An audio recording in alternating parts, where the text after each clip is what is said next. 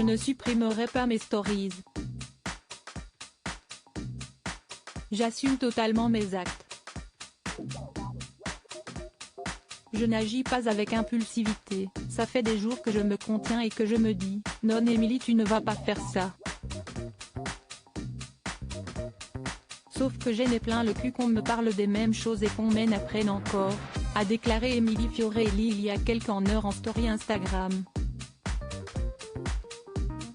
La belle blonde qui a participé à Secret Story a publié hier des messages qui visent son ex, le footballeur Mbaye Niang. Le couple qui a eu 2 enfants, Luna et Pharrell, a rompu définitivement en juillet 2020 mais 2 ans plus tard, la jeune femme continue d'apprendre ce que cet homme lui a fait, et trop si est trop. Après avoir divulgué avoir été victime de violences, coups, morsures, brûlures, Émilie s'est penchée sur ce qui lui fait le plus de mal, le fait que Mbaye Niang se soit vanté de son comportement. Je vois à quel point j'ai été salie, humiliée et pas respectée. Ça me dégoûte tellement qu'à un moment donné je pète un plomb, je suis humaine, a-t-elle poursuivi.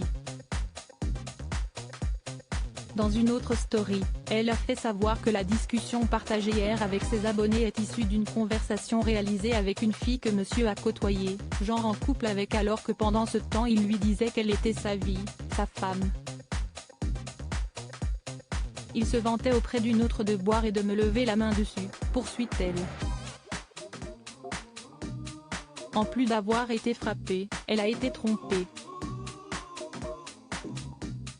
Un sujet, finalement, qui n'est pas le plus grave pour elle. Balek-il me trompait qu'il aille refiler ses MST ailleurs, ironise-t-elle. Et face aux fans de son ex qui lui en veulent de tout étaler, certains osent même la menacer apparemment, elle a décidé de leur tenir tête et déclare que s'il continue à l'intimider ainsi, elle en dira plus encore. Et comme elle l'a déjà fait savoir, elle a entre les mains des photos et des vidéos compromettantes. Fallait pas réveiller la haine et le mal que je garde en moi, conclut-elle. De son côté le footballeur reste silencieux.